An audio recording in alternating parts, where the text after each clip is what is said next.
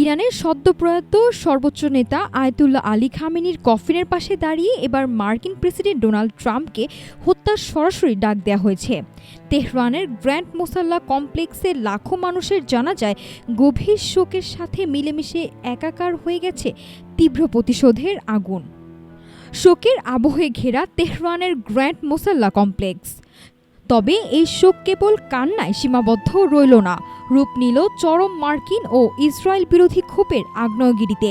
প্রয়াত সর্বোচ্চ নেতা আলী খামেনির কফিনের পাশে দাঁড়িয়ে এবার উঠল ওপেন রিভেঞ্জ বা সরাসরি প্রতিশোধের ডাক।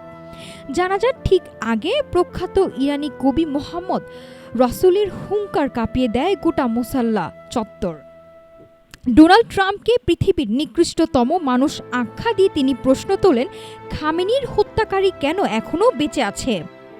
জানাজায় অংশ নেয়া লাখো মানুষের হাতে দেখা যায় ট্রাম্প ও নেতানিয়াহুকে লক্ষ্যবস্তু বানানোর নানা প্রতীক। তেহরানের রাস্তায় ঝুলানো ব্যানারে ট্রাম্পের মাথার দাম ঘোষণা করা হয়েছে $10 কোটি।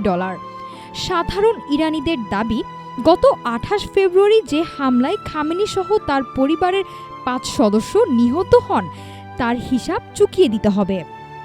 তবে তেহরানের এই অগ্নিগর্ভ পরিস্থিতির মাঝে যেন নতুন করে ঘি ঢাললেন ডোনাল্ড ট্রাম্প।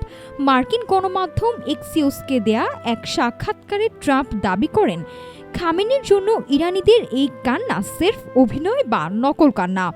একই সাথে ইরানের বর্তমান নেতৃত্বকে এক তুড়িতে ধ্বংস করার হুমকিও দেন তিনি।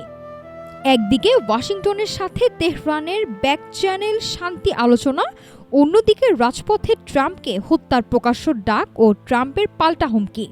এই দুয়ের টানাপোড়েনে ইরান মার্কিন সম্পর্ক এখন কোন দিকে মোড় নেয় সেটাই এখন দেখার বিষয়। নাফিসা সামিয়া, ঢাকা টুডে।